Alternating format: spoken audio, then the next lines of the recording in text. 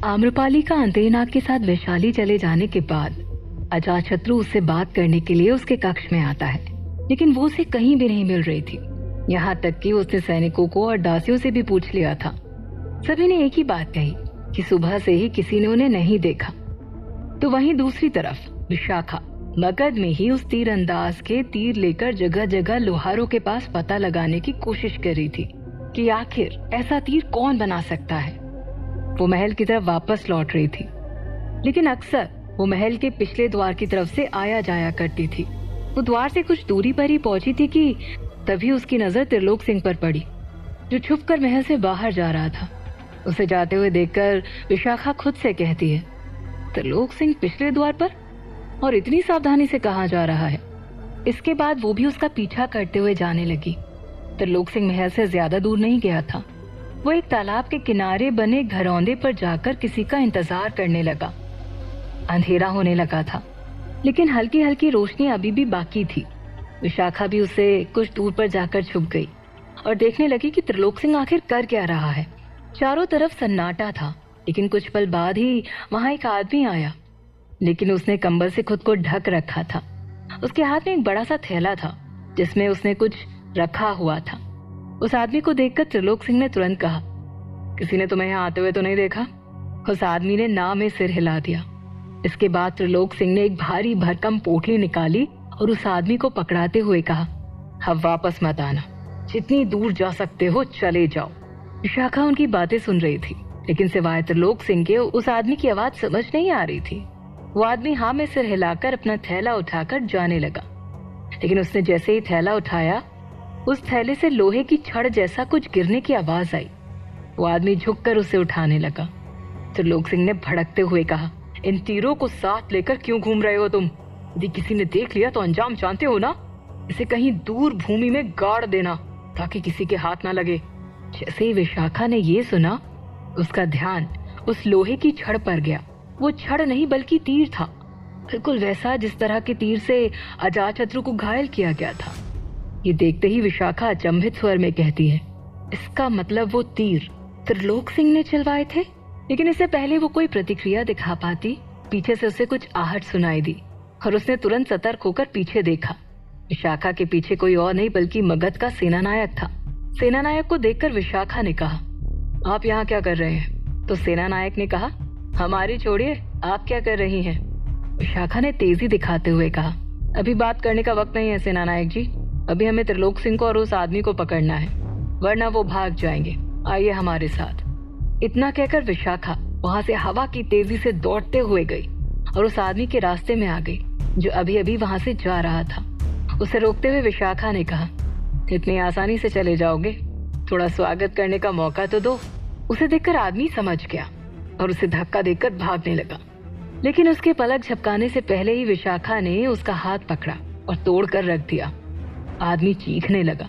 त्रिलोक सिंह उसे वहां देखकर डर गया था, लेकिन वो कुछ समझ नहीं पाया। विशाखा ने उस आदमी की गर्दन दबोचते हुए त्रिलोक सिंह से कहा, त्रिलोक सिंह, आज तुम्हें हमसे कोई नहीं बचा सकता। अगले ही पल विशाखा ने सेनानायक की तरफ देखा, जो कि उसकी तरफ ही आ रहा था। सेनानायक को उस आदमी के हाथ में थमाते हुए उसने कहा, आप इसे संभालिए, बाकी इस त्रिलोक पाखंडी को हम आज बताते हैं।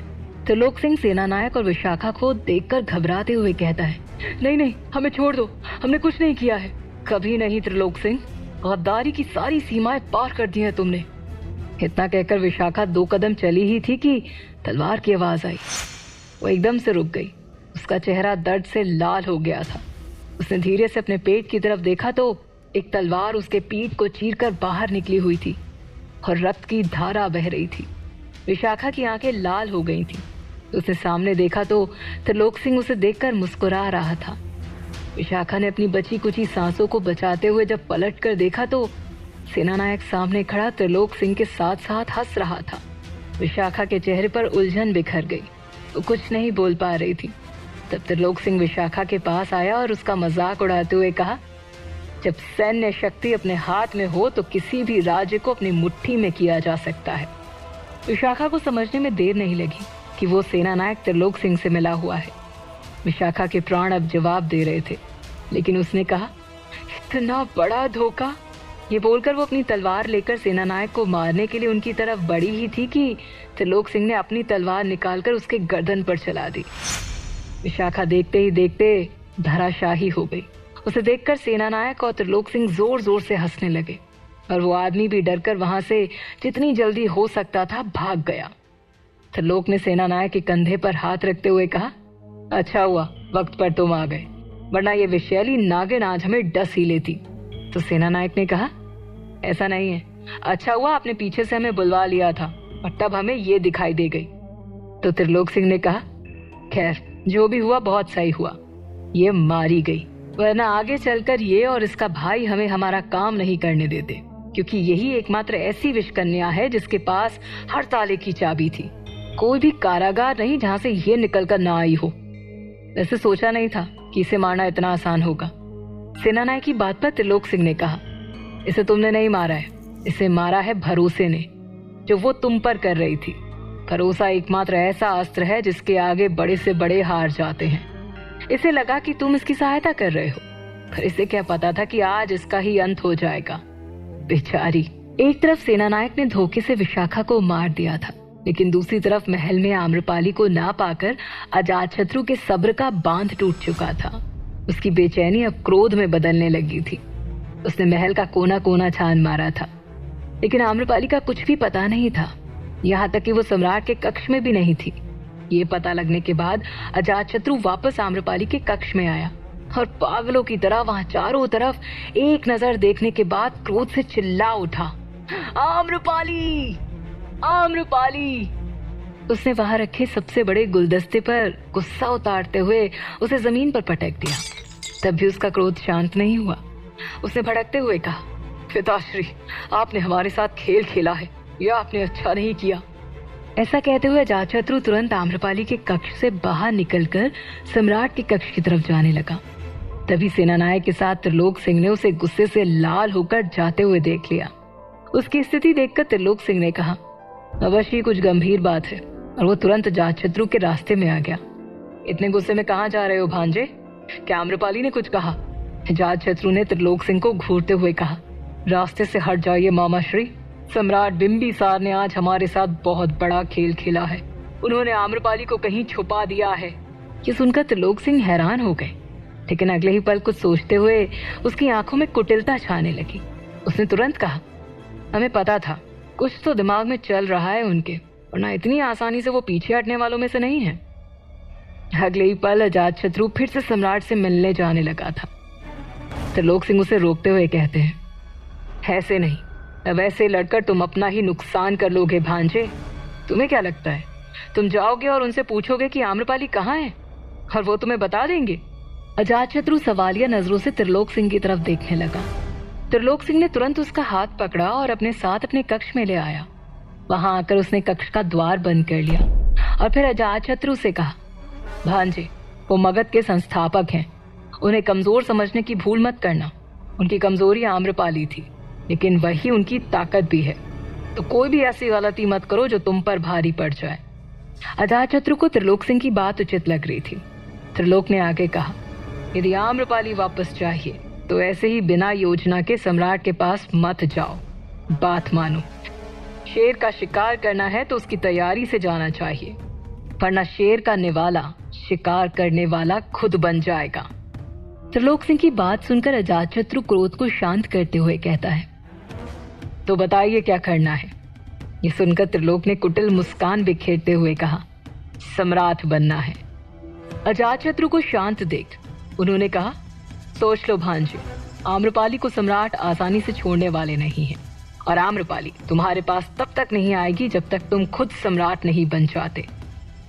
काफी देर तक सोचने के बाद अजातशत्रु ने कहा, यदि आपके पास कोई योजना है तो वो बताइए, बाकी हम खुद देख लेंगे। त्रिलोक सिंह ने कहा, यह हुई ना बात, हमारे पास एक योजना है जिसके बाद सब कुछ तुम्हारी मुट्ठी में होगा, साम्राज्य भी और आम्रपाली भी। इसके बाद वो एक एक करके अजातशत्रु को अपनी योजना समझाने लगा। त्रिलोक सिंह की योजना सुनकर अजातशत्रु के चेहरे के रंग हैरानी में बदलने लगे। उसने कहा, क्या ऐसा करना उचित होगा मामाश्री?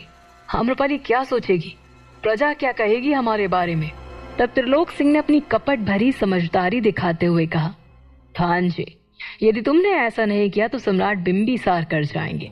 भूलो मत, उन्होंने अपनी पत्नी तुम्हारी माँ को कारागार में डाल दिया था, सिर्फ उस आम्रपाली के लिए। वो सिंहासन और आम्रपाली के लिए कुछ भी कर सकते हैं। अजातशत्रु बड़े ध्यान से उनकी बातें सुन रहा था।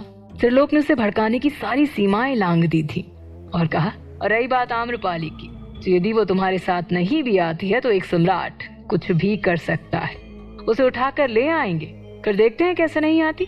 और रही बात प्रजा की, तो वो सम्राट के पैरों तले दबी हुई है। सम्राट चाहे कोई भी हो, प्रजा भी उसी की ही होती है, इससे ज्यादा मत सोचो। यही वो समय है जब तुम्हारे हाथ में सब कुछ हो सकता है, अन्यथा समय निकलते ही सब कुछ गवा बैठोगे तुम। सम्राट ने अभी आम्रपाली को छुपाया है, रातों रात तुम कहाँ गायब हो जाओगे किसी को क्या पता लगने वाला है। ऐसा कहकर त्रिलोक सिंह ने अजातशत्रु को उकसा दिया था। अजातशत्रु दांत पीसते हुए कहता है, यदि ऐसा है तो अब सम्राट देखेंगे कि हम क्या कर सकते हैं। इसके बाद अजातशत्रु तुरंत उस कक्ष से निकल गया।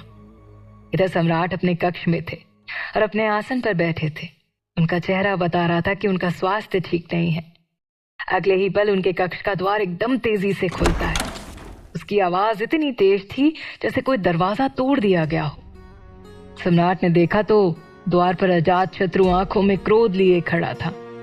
उसे देखकर सम्राट पर कुछ ज्यादा प्रभाव नहीं पड़ा।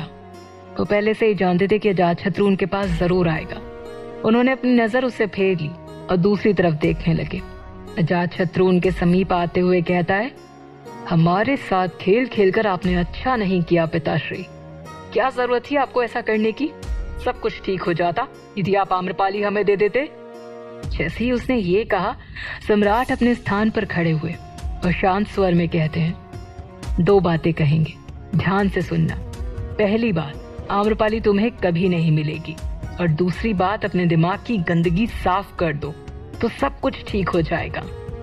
सम्राट की बात का मजाक बनाते हुए अजातशत्रु हंसने लगा। उसने कहा, क्या बात कही पिताश्री आपने, जो बताना था वो ना बताकर कहानियां सुना रहे हैं। अगले ही पल वो गंभीर हो गया और कहा, लेकिन हम यहाँ आपके उपदेश सुनने नहीं आए हैं। अगले ही पल वो सम्राट के सामने जाकर खड़ा हो गया और कहता है, अब सीधे मुद्दे पर आते हैं और बिना इधर उधर की बात किए हम आपसे सिर्फ 3 सवाल पूछेंगे, सिर्फ 3। आपके लिए चीजें और आसान कर देते हैं। इन 3 में से एक का जवाब आपको देना होगा। आपके ऊपर है कि आपको किसका जवाब देना है। सम्राट सवालिया नजरों से अजातशत्रु की तरफ देख रहे थे। अजातशत्रु ने उनके इर्द गिर्द घूमते हुए सवाल पूछना शुरू किया। पहला सवाल, आम्रपाली कहाँ है? सम्राट शांत थे, उन्होंने कुछ नहीं कहा। कुछ देर रुककर अजातशत्रु मजाक से हंसते हुए कहता है, लगता है आपको ये सवाल पसंद नहीं आया। कोई बात नहीं, शायद दूसरा सवाल का जवाब आप अच्छे से दे दें। तो आप बताइए, आम्रपाली वापस आएगी या फिर नहीं? इसका जवाब भी सम्राट ने नहीं दिया और कहा, बचपना खत्म करो और जाओ यहाँ से कुड़ेक, हमारे साथ खेल मत खेलो।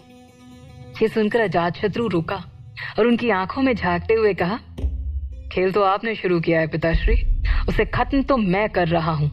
खैर, आपको समझ आता हो तो शायद आप दूसरे सवाल का जवाब अवश्य देते, लेकिन मुझे लगता है कि आप तीसरे सवाल के लिए ही बने हो।